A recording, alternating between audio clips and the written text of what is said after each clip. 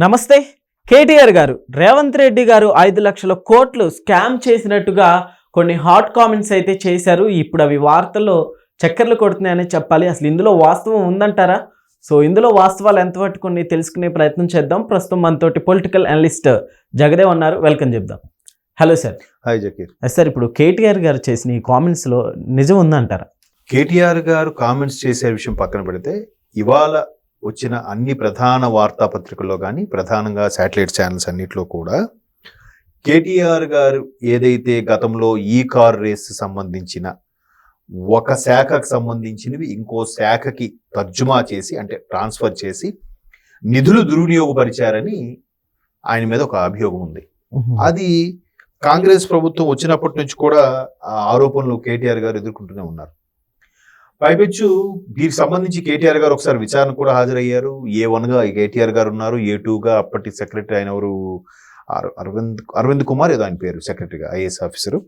వీళ్ళిద్దరూ ఉన్న నేపథ్యంలో అసలు ఒక శాఖ పరమైన సంబంధించినవి వేరే శాఖకి, ఫైనాన్స్ సంబంధించిన శాఖకి ఇక్కడ 50 కోట్లు తీసుకొచ్చి ఎలా దుర్వినియోగం చేస్తారు? పైగా ఫార్ములా ఈ కార్ రేస్ అనేది హైదరాబాద్కి అవసరమా, ప్రస్తుత పరిస్థితుల్లో ఇది కరెక్ట్ కాదా అనేది ఒక విమర్శ ఉంది. ఎందుకంటే ముఖ్యమంత్రి చంద్రబాబు నాయుడు గారు ఉమ్మడి ఆంధ్రప్రదేశ్ ముఖ్యమంత్రిగా ఉన్నప్పుడు ఫార్ములా ఈ రేసు లాంటివి పెడతామనంటే హైటెక్ సిటీ విషయంలో కూడా అలాగే అన్నారు. దీనికి మనకు అవసరమా, తిండి పెడుతుందా, అంత స్థాయి హైదరాబాద్కు ఉందా, అనవసరంగా ప్రజాధనం దుర్వినియోగం చేస్తున్నారని చాలా విమర్శలు చేశారు. హైదరాబాద్ని భ్రష్టు పట్టిస్తున్నారని తెలంగాణ ఉద్యమంలో ఇదే బీఆర్ఎస్ లో కూడా చాలాసార్లు మాట్లాడిన సందర్భాలు ఉన్నాయి. చంద్రబాబు నాయుడు గారికి విమర్శ చేసిన సందర్భాలు ఉన్నాయి. టీడీపీని కూడా నామరూపాలు లేకుండా అయింది పరిస్థితి తెలంగాణ ఉద్యమం భాగంగానో మరి ఇతర కారణాలుగాను. సో ఇటువంటి పరిస్థితుల్లో ఇప్పుడు వీళ్ళు బీఆర్ఎస్ వాళ్ళు 10 ఏళ్ళు గవర్నమెంట్ ఫామ్ చేసిన తర్వాత ఇది దాన్ని వాడుకుని దీన్ని చేసి మొత్తాన్ని నేను తెలంగాణ అభివృద్ధి పదంలో తీసుకొచ్చాము అని చెప్పే ప్రయత్నం చేసుకున్నారు. వాళ్ళు మట్టుగా వాళ్ళ యాడ్స్ కూడా వేసుకున్నారు. అయితే ఇక్కడ ఫార్ములా ఈ కార్ రేస్ సంబంధించి ఫైనాన్స్ శాఖకి సంబంధించిన 50 కోట్లు ఈ వేరే శాఖలోకి తీసుకొచ్చి ఈయన నడిపించి, అప్పుడు ఈయన ఐటీ నాకు ఆల్మోస్ట్ ఆల్ సెకండ్ ముఖ్యమంత్రి ర్యాంకు, ఎందుకంటే కేసీఆర్ గారు తనయుడు కాబట్టి, పైగా కార్యనిర్వాహక అధ్యక్షుడు కాబట్టి బీఆర్ఎస్కి ఈయన ఎంత చెప్తే అంతా నడిచేది. అక్కడ ఒక మంత్రివర్గ నిర్ణయం కానీ దాని మీద ఒక గెజిట్ పాస్ చేయడం కానీ అవేవీ లేకుండానే ఈయన మాట పూచీకత్తు మీద అక్కడ ఐఏఎస్ ఆఫీసర్ ఆ విధమైన నిర్ణయం తీసుకొని ఈ కార్ రేస్కి కోట్లు వాడారనేది ఒక ఆరోపణ. దాని మీద విచారణ కొనసాగుతున్నాయి. మరలా ఒకసారి అది మళ్ళీ మూమెంట్లోకి వచ్చింది. పైపెచ్చు మొన్న జూబ్లీహిల్స్ బై ఎలక్షన్స్ లో కూడా ముఖ్యమంత్రి రేవంత్ రెడ్డి గారు ఏమన్నారంటే, మేము అరెస్ట్ కోసం ఎంతో ప్రయత్నిస్తున్నాము, దీనికి కేంద్ర ప్రభుత్వం అండ ఉంది, వీళ్ళకి బీజేపీ అండ ఉంది, అందుకే కేసీఆర్ గారు అరెస్ట్ అవ్వడం లేదనే యాంగిల్లో కొన్ని వ్యాఖ్యలు కూడా చేశారు. ఓకే. సో మరలా ఎప్పుడైతే జూబ్లీహిల్స్ ఎన్నికలు అయిపోయాయో మరలా ఈ తెర మీదకి వచ్చింది. ఇదిలా ఉంటే కేటీఆర్ గారు ఇప్పుడు ఫ్రెష్ గా రేవంత్ రెడ్డి గారి మీద 5 లక్షల కోట్ల స్కామ్ చేయబోతున్నారు అనే ఒక ఆరోపణ ఇప్పుడు తీసుకొచ్చారు. ఇప్పుడు దీనికి కాంగ్రెస్ నేతలందరూ ఏంటంటున్నారంటే, కేటీఆర్ గారు తన మీద వచ్చిన ఆరోపణలు తట్టుకోలేక యూటర్న్ తీసుకొని రివర్స్ గేర్ వేసి కాంగ్రెస్ మీద దుమ్మెత్తి పోస్తున్నారు అనేది కాంగ్రెస్ నాయకుల అభిప్రాయం. ఓకే. అంటే ఇప్పుడు ఏవైతే ఒకప్పుడు ఇండస్ట్రియల్ ఏరియాగా ఉన్నవి, సిటీ అవుట్కట్స్ గా ఉన్నవి, ఇప్పుడు సిటీ సెంటర్లోకి అయిపోయి. Best example Sanath Nagar, Jeedimetla. సనత్ నగర్ అంటే ఇక చెప్పగలరు, నడిబొడ్డు అయిపోయింది. జీడిమెట్ల ఇటువైపు తీసుకుంటే ఉప్పలు, ఇవన్నీ కూడా దాని చుట్టూ ఏరియాలు విస్తరించేసి ఎక్కువ జనవాసాలు ఏర్పడ్డాయి. కాబట్టి అక్కడ చాలా వరకు ఈవెన్ బీఆర్ఎస్ ప్రభుత్వంలోనే పొల్యూషన్ సంబంధించి కొన్ని నోటీసులు పాస్ చేశారు.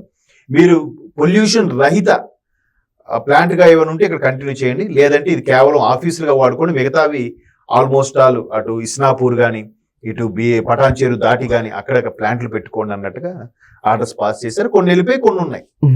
సో ఏవైతే సుమారుగా 40 ఏళ్ల కిందట ఈ కంపెనీలన్నీ స్టార్ట్ అయ్యాయో వాటికి లీజ్కి ఇచ్చింటారుగా 99 yearsకో దేనికో ప్రభుత్వం నుంచి తక్కువ రేట్లకి ఆ ఇండస్ట్రీలు పెడతా ఉంటే, దాన్ని కొనసాగించకుండా ఇప్పుడు మీరు రెన్యూవల్ చేయించుకోవాలి లేదా ఎంత అమౌంట్ కట్టాలి అని ప్రభుత్వం నుంచి కొన్ని డిమాండ్స్ ఆ కంపెనీలకు వెళ్తున్నాయి అనేది కేటీఆర్ గారి యొక్క ఆరోపణ.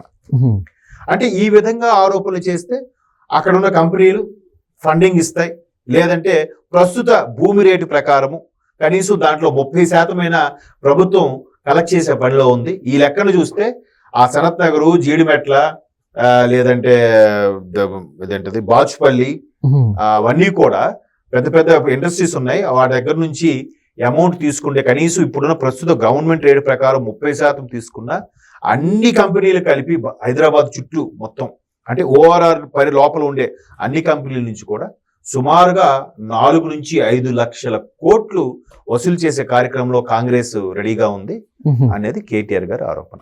ఓకే, మరి గతంలో కూడా వీళ్ళు కొన్ని కంపెనీలకి లీజుకి ఇచ్చినప్పుడు కానీ కొన్ని ఇప్పుడు ఈ కార్ రేస్ లాంటివి వ్యవహారాలు నడిపించినప్పుడు కానీ వీళ్ళు కూడా లబ్ధి పొందారుగా. మీరు చేస్తే నీతి, మేం చేస్తే అవినీత అనేది ఇప్పుడు కాంగ్రెస్ వాళ్ళు రివర్స్ గేరేస్తున్నారు.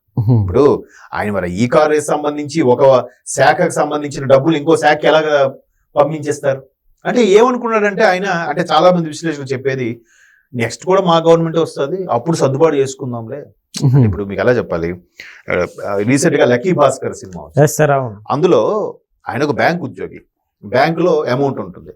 అరే నాకు ఇది అవసరం కదా, ఈ అమౌంట్ తీసుకెళ్లి బయట ఎవరికో ఇస్తా, అటు బిజినెస్ చేస్తూ వచ్చిన కమిషన్ నేను తీసుకుంటా, మళ్ళీ ఆ డబ్బు తీసుకుని జాగ్రత్తగా ఇక్కడ పెట్టేస్తా.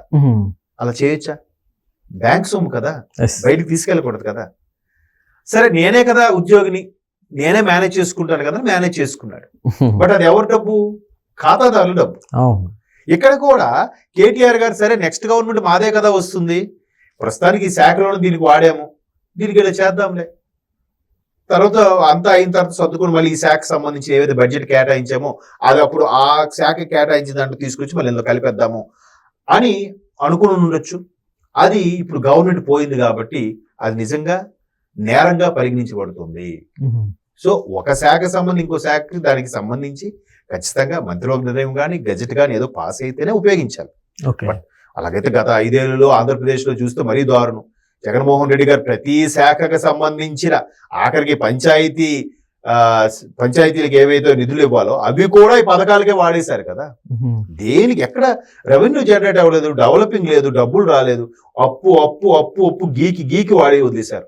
ఆర్బీఐ నుంచి కానీ సెంట్రల్ ఫైనాన్స్ నుంచి కానీ. ఇప్పుడు ఇలాంటి పరిస్థితులు మరి ఇంకెక్కడ నుంచి తెస్తారు? ఆఖరికి తిరుపతి హుండీలో నుంచి వేరే పంచాయతీ నిధులు, పంచాయతీరాజ్ నిధులు, ఏ శాఖ నిధులు కూడా వాళ్ళు అన్ని పథకాలకే కేటాయించారు. అంటే అలాగా చేయడం అనేది కరెక్ట్ కాదు. ఏ శాఖకు సంబంధించి రోడ్లు భవనాలకే కేటాయించాలి. మరి గత 5 ఏళ్ళు ఎంత అధ్వానంగా తయారు, అస్సలు ఏమీ లేదు కదా అభివృద్ధి అనేది. సో అవన్నీ ఇష్యూలు బయటకు వస్తే ఇప్పుడు ఒక్కొక్కటిగా పెద్ద పెద్ద ఇష్యూలు అవుతున్నాయి.